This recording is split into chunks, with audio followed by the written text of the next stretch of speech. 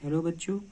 तो आज हम इलेक्ट्रोस्टैटिक्स के 11 लेक्चर में गोलाकार संधारित्र की धारिता के बारे में हम स्टडी करेंगे। ठीक है, यानी कैपेसिटी ऑफ स्पेरिकल कैपेसिटर। मैंने पिछले वीडियो में बताया था कि जब कोई दो समांतर प्लेट यानी पैरेलल प्लेट अगर होते हैं तो उनका जो मतलब कि संधारित्र होती है कैपेसिटी वो कितना होती है। आज हम बात करेंगे गोलाकार संधारित्र की धारिता। ठीक है, तो आइए हम देख लेते हैं क्या है इसका फिगर का सिचुएशन जो है आपका स्ट्रक्चर है। तो मान लेते हैं ए त्रिज्या का। ठीक है, ए त्रिज्या का एक गोला ए है जिसके चारों ओर प्लस क्यू आवेश समान रूप से वितरित है। ठीक, अब बी त्रिज्या का आपका दूसरा गोला बी है जिसके चारों ओर माइनस क्यू आवेश है। ठीक है, चारों ओर माइनस क्यू आवेश वितरित है। गोला बी जो है आपका वो पृथ्वी से, इसका जो एक सिरा है वो पृथ्वी से जुड़ा हुआ है। ठीक है जुड़ा हुआ है। अब माना ए गोला जो ए है इसका पोटेंशियल मान लेते हैं V1 है और गोले बी का पोटेंशियल हम मान लेते हैं V2 है। ठीक है, तो प्लस क्यू आवेश के कारण, ठीक है, प्लस क्यू आवेश के कारण गोले ए के पृष्ठ पर उत्पन्न विभव प्लस क्यू आवेश के कारण ये जो गोला है ए उस पे उत्पन्न विभव V1 है, तब उतना विभव कितना होगा वहां पे गोले के पृष्ठ पर। V1 equal to 1/4 pi epsilon naught plus Q upon A. ठीक है, तो फिर एक बार हम बता देते हैं कि मान लेते हैं ए त्रिज्या का कोई गोला है, ठीक, और उसके चारों ओर प्लस क्यू आवेश समान रूप से वितरित है। इसका जो विभवांतर है वो आपका पृष्ठ का V1 है। ठीक, बी त्रिज्या का एक दूसरा गोला है जिसपे माइनस क्यू आवेश समान रूप से गिरा हुआ, मतलब समान रूप से वितरित है, जिसका विभवांतर आपका कितना है V2 है, जो पृथ्वी की सतह से जुड़ा हुआ है। ठीक है, अब प्लस क्यू आवेश, यहाँ पे प्लस क्यू आवेश, तो प्लस क्यू आवेश के कारण गोले ए के पृष्ठ पर उत्पन्न विभव कितना हो जाएगा 1/4 pi epsilon naught plus Q upon A. ठीक, सिमिलरली इसी प्रकार गोले वी के कारण यानी गोले बी पर उपस्थित कुल जो आवेश है कितना हो जाएगा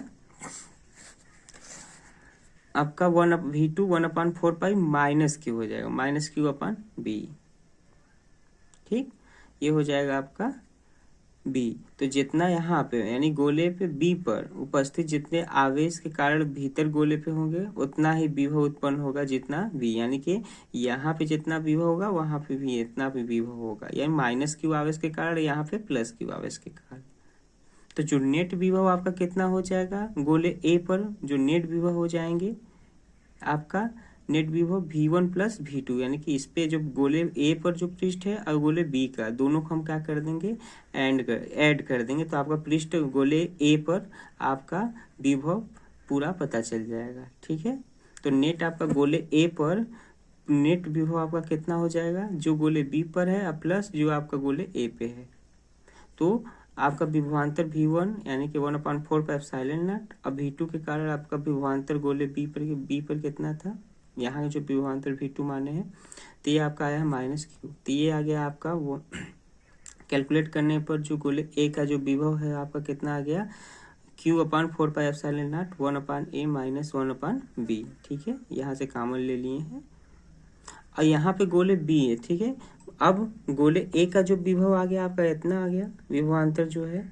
अब ये माइनस क्यू के कारण गोले बी पर जो है आपका विभवांतर कितना होगा, तो यहाँ पे जो विभवांतर आपका होगा वो शून्य होगा, क्योंकि इसका जो आपका ये जो इसका यानी कि माइनस है ये आपका क्या है अर्थ पॉजिटिवली चार्ज होता है, तो माइनस प्लस कैंसिल हो जाएंगे जिसके कारण आपका विभवांतर क्या होगा आपका शून्य आ जाएगा, यानी कि गोले बी पर आपका जो विभवांतर है वो कितना होगा शून्य होगा।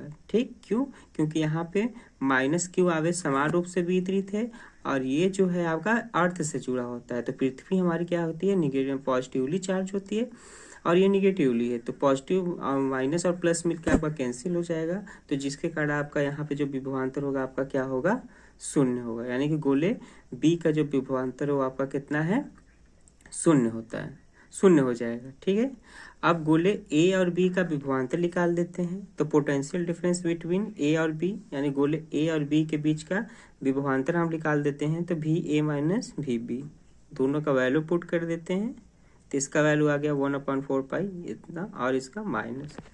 तो नेट आपका जो पोटेंशियल आ गया विभव यानी पोटेंशियल डिफरेंस 1/4 पाई 1/a माइनस बी।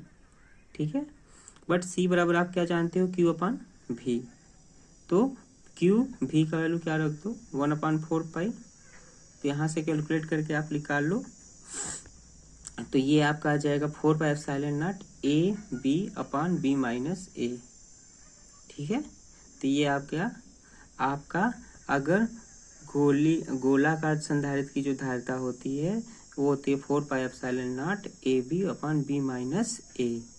यदि यही आपका परावैद्युत पदार्थ यानी कि परावैद्युत पदार्थ की में रखा जाए तो वहाँ पे आपका जो होगा कितना होगा 4 पाई, यानी इन गोले के बीच में हम क्या रख दें, परावैद्युत पदार्थ रख देते हैं, तो आपका कितना हो जाएगा कि निर्वात या ये आपका निर्वात या वायु के बीच में यदि परावैद्युत पदार्थ में हम रख देते हैं तो 4πε0 के AB माइनस B माइनस ए।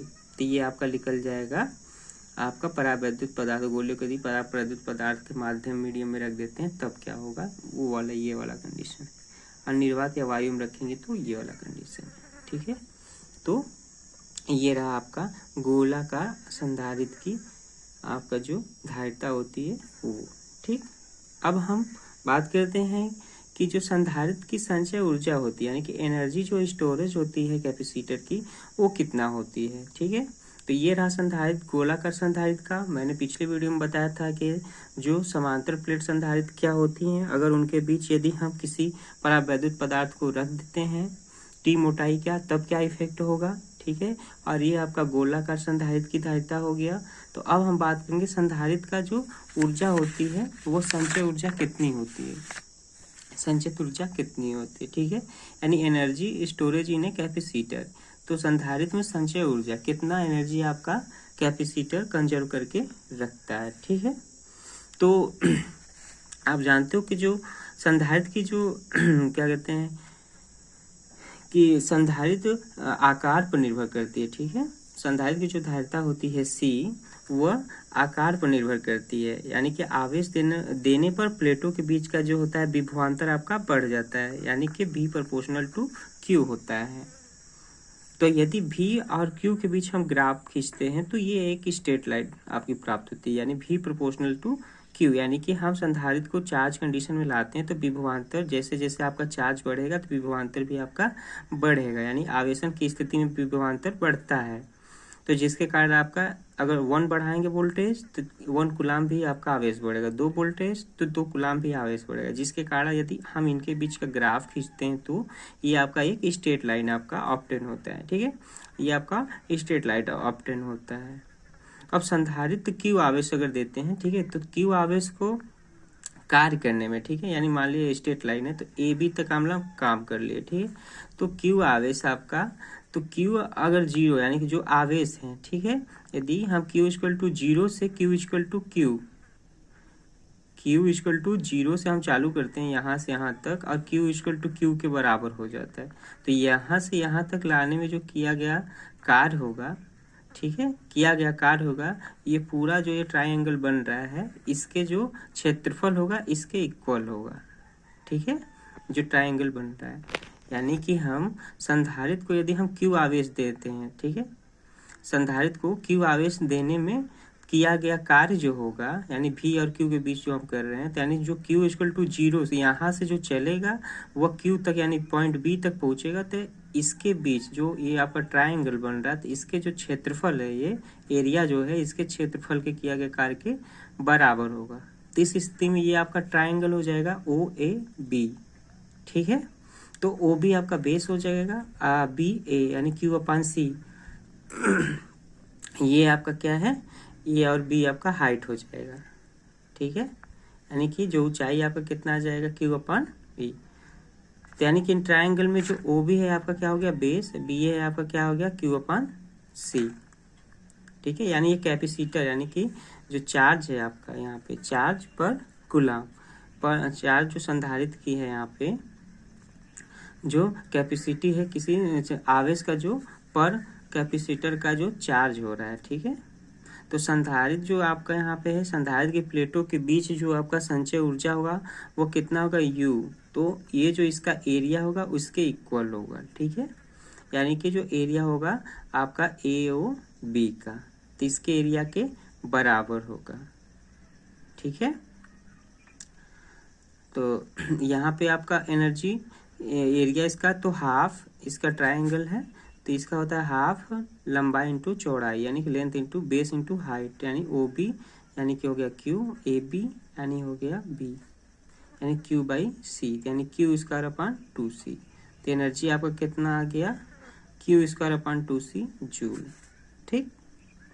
अब C होता है आपका Q/V, तो यहाँ से Q का वैल्यू आ गया CV, तो इस वाले वैल्यू में पुट कर देते हैं, तो C²/V² 2C, तो आपका टोटल एनर्जी आ गया हाफ CV², यानी कि U हो गया Q²/2C CV²/2C। ये आपका क्या हो गया, टोटल एनर्जी। यानी कि कैपेसिटर की जो आपकी जो ऊर्जा होती है वो कितना होती है, U Q²/2C या CV²/2, ठीक है। तो ये आपका कैपेसिटर का कितना ऊर्जा होता है आपका, उसका स्टोरेज करके रखेगा, तो आपका U ये है, ठीक है। तो इसका शॉर्टकट मेथड भी होता है, तो आप वैसे भी कर देंगे वर्क डन बाई, तो 0 से इनफाइनाइट आप इंटीग्रेशन मैथमेटिकल पोर्शन से भी आप इसको सॉल्व कर सकते हो, बट यहाँ पे हमने ये डायग्राम के थ्रू आपको हमने बता दिया है कि ये आपका कितना आपका है ना एनर्जी आपका कैपेसिटर रखेगा, ठीक है। तो आई होप कि ये वीडियो आपको अच्छा लगा हो और आपको क्लियर हो गया होगा कि जो कैपेसिटर की जो ऊर्जा होती है वो कितनी होती है, ठीक है। तो नेक्स्ट वीडियो में हम कुछ अलग आपका चार्जिंग और डिस्चार्जिंग के बारे में हम डिस्कस करेंगे। तो आई होप कि वीडियो अच्छा लगे तो लाइक कीजिए और शेयर कीजिए और सब्सक्राइब भी कीजिएगा।